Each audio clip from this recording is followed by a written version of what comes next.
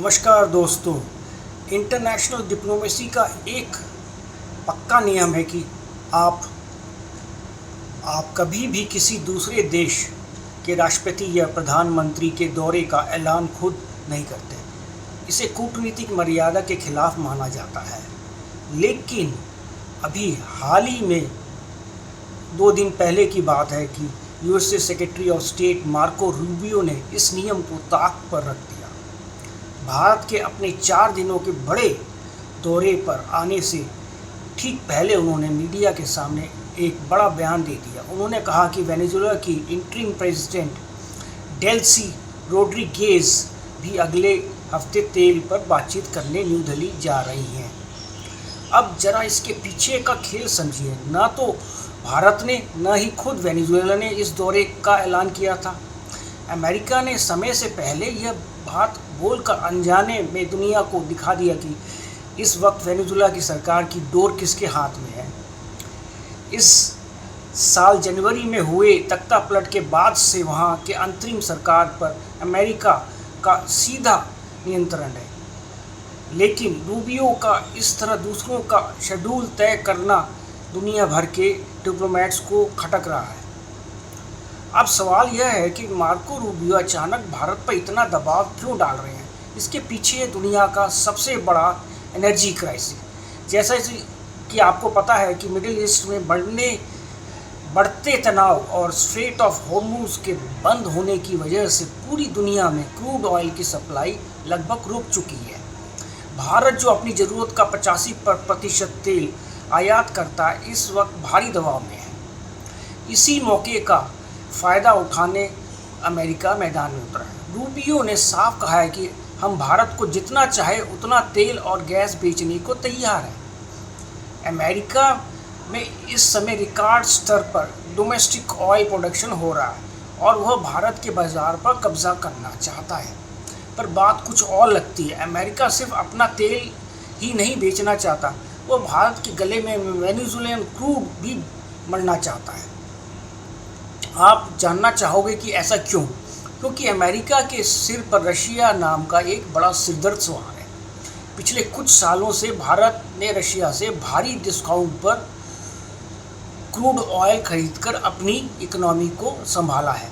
America इस energy alliance को तोड़ना चाहता है। वेनेजुएला जिसके पास दुनिया का सबसे बड़ा ऑयल रिजर्व है, उस पर अब अमेरिका का परोक्ष नियंत्रण है।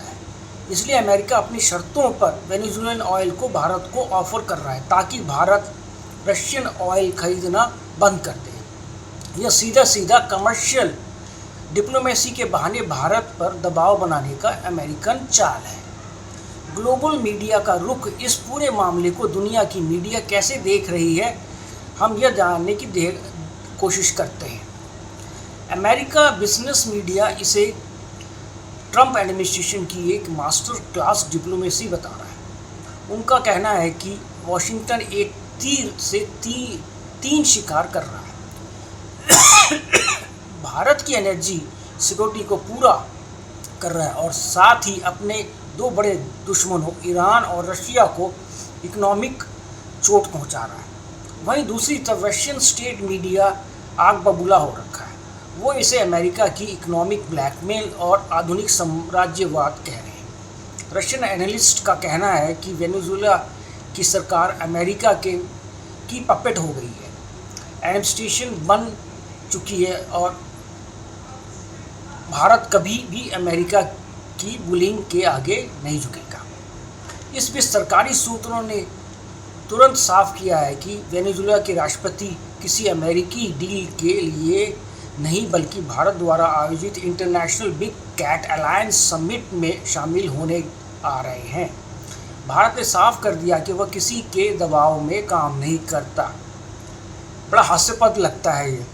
क्या डील होगी और क्या यह रशियन ऑयल से महंगा पड़ेगा? क्या मार्को रूबियो के इस दौरे से भारत और वेनेजुएला के बीच तेल का समझौता होगा? इसका सीधा जवाब है हाँ, समझौता होने की पूरी उम्मीद है, बल्कि इसलिए क्योंकि इसमें भारत का अपना कमर्शियल इंटरेस्ट भी है।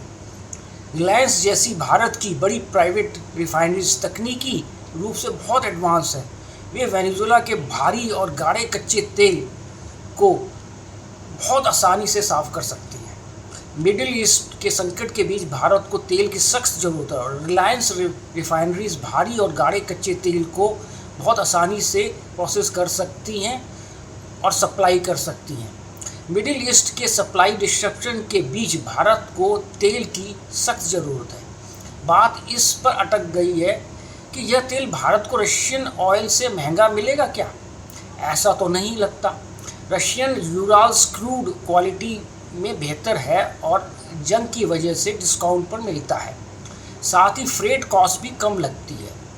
दूसरी तरफ वेनेजुएलन जो क्रूड ऑयल है वो अपनी ख़राब क्वालिटी और इंफ्रास्ट्रक्चर की कमी के कारण इंटरनेशनल मार्केट में बहुत सस्ता बिकता है। माना कि साउथ अमेरिका से इंडिया तक तेल लाने का शिपिंग डिस्टेंस ज़्यादा है, जिससे फ्रेट लॉजिस्टिक का खर्च बढ़ेगा, लेकिन वेनेजुएलन ऑयल पर मिलने वाला भारी डिस्काउंट उस बढ़े हुए खर्च को पूरी तरह ऑफसेट कर देगा। इसलिए यह रशियन ऑयल से महंगा नहीं होने वाला। अब हम इस तेल के दूसरे पहलू पर भी आते हैं। कई लोग यह सोचते हैं कि अगर भारत को वेनेजुएला से भारी मात्रा में क्रूड ऑयल मिल जाता है तो रिलायंस या अन्य तेल कंपनियां सबसे पहले भारत की 100% घरेलू ज़रूरत को पूरा करेंगी और उसके बाद ही बचा हुआ तेल बाहर एक्सपोर्ट करेंगे। लेकिन हकीकत इससे बिल्कुल अलग है। रिलायंस इंडस्ट्री की जामनगर रिफाइनरी दुनिया की सबसे बड़ी रिफाइनरी कॉम्प्लेक्स में मानी जाती है। यह एक स्पेशल इकोनॉमिक जोन में आती है, इसलिए इसका मुख्य उद्देश्य ही यही है कि बाहर से कच्चा तेल लाओ और उसे उच्च क्वालिटी के पेट्रोल और डीजल और एविएशन फ्यूल में बदलो और फिर उसे पूरी दुनिया के बाज़ारों में ऊंचे दामों पर एक्सपोर्ट कर दो। अगर रिलायंस को वेनेजुएला से सस्ता क्रूड ऑयल मिलता है तो वो उसे पूरी तरह से भारतीय बाज़ार में नहीं झुकेगी। इसका कारण यह है कि रिलायंस एक कमर्शियल एंटिटी है। वो उस सस्ते कच्चे तेल को साफ करके यूरोप और अमेरिका जैसे देशों को बेचते हैं, जहां उन्हें बहुत अधिक ग्रॉस रिफाइनिंग मार्जिन यानी मुनाफा मिलता है। इसके अलावा इन बड़ी कंपनियों के अंतर्राष्ट्रीय बाजार के साथ पहले से लॉन्ग टर्म सप्लाई एग्रीमेंट्स और कॉन्ट्रैक्ट्स होते हैं, जिन्हें वे अचानक नहीं तोड़ सकते।